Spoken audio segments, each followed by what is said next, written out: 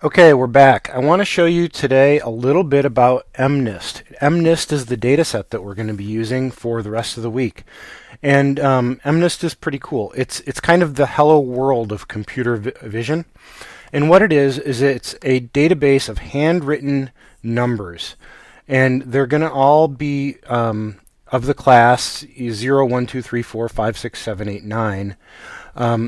And they're going to all be handwritten in different ways. And so what we're going to have to do is we're going to have the computer look at an image and tell us what number it is. This is image recognition, but it's also handwriting recognition. Okay, so we're going to do that using this package called TensorFlow. And TensorFlow has a really nice loader for MNIST. It's so common that most of the neural network tools that you could use will have some sort of MNIST loader built in.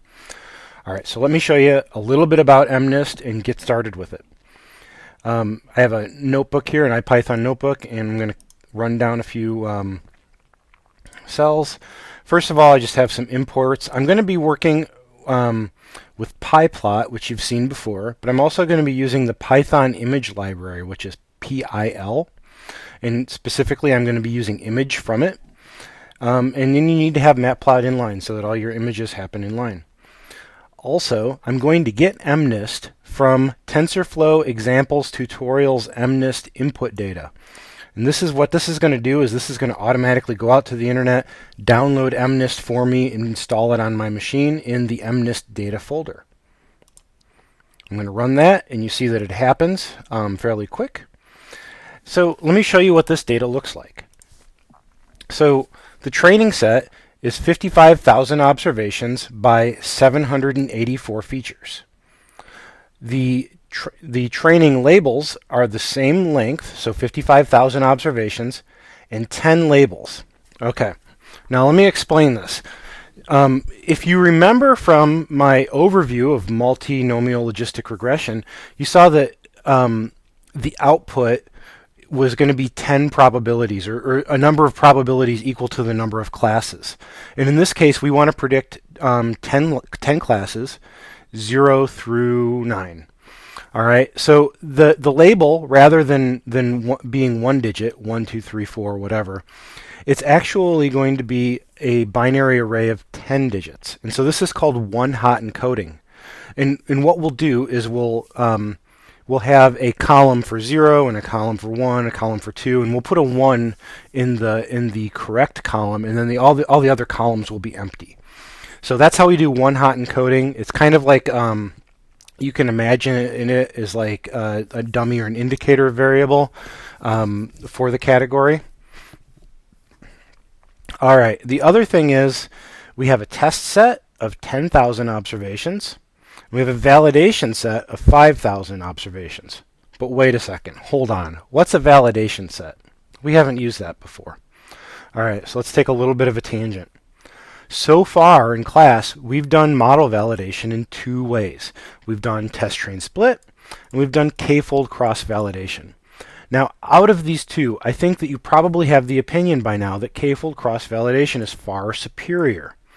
But today we have to introduce this third option called train validation test. We're going to use this method of validation, and the way we do it is we split our data up now into three chunks. Train, that we train on, validation, and validation is the data that we use to tune our hyperparameters to.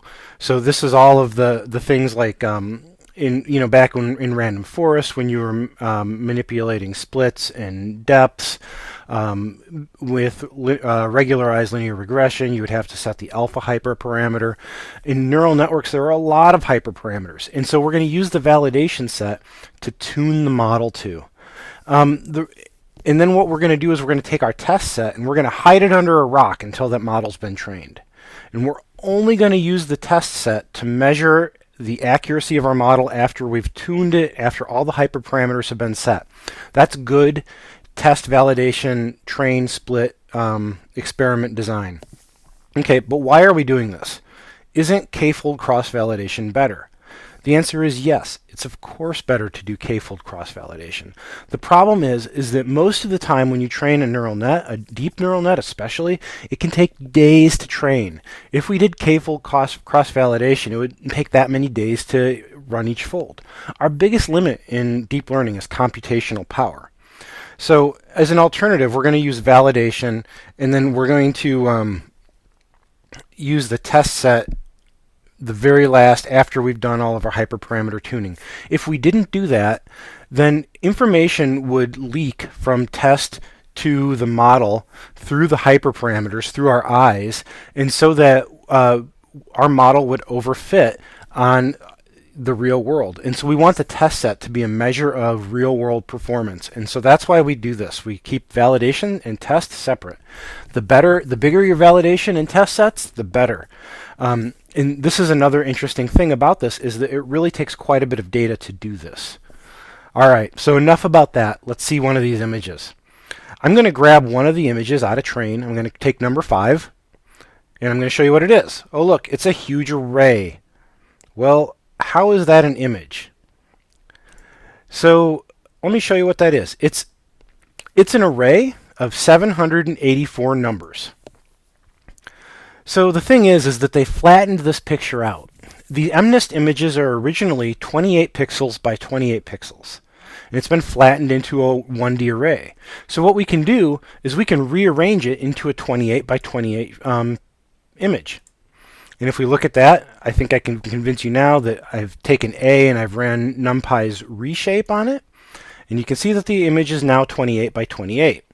Now I'm going to use matplotlib's image show, and this is going to show us the image that is made up of that 28 by 28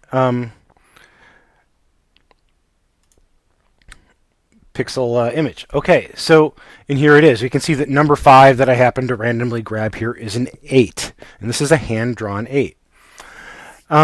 So, and if it's not like abundantly clear to you, if you haven't experienced this already, really this is what a 2D image is. A 2D image is really just an array of numbers.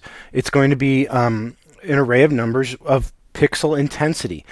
Now, what's interesting is if we have a color image instead, it's no longer 2D. Now it's going to be 3 dimensions. The third dimension will be color channels, and so there will be 3 color channels: red, green, and blue, for all of the for each layer. So if in this case, for example, if this were a color image, it would be 28 by 28 by 3 would be the dimensions. And so there'd be a 28 by 28 matrix of red, a 28 by 28 of blue, a 28 by 28 of green. We don't need to know that because we're only going to be dealing with black and white images today. But that said, I want you to understand that for when we look at convolutional nets later. Okay, so that's really all you need to know about MNIST. So let's start building some models.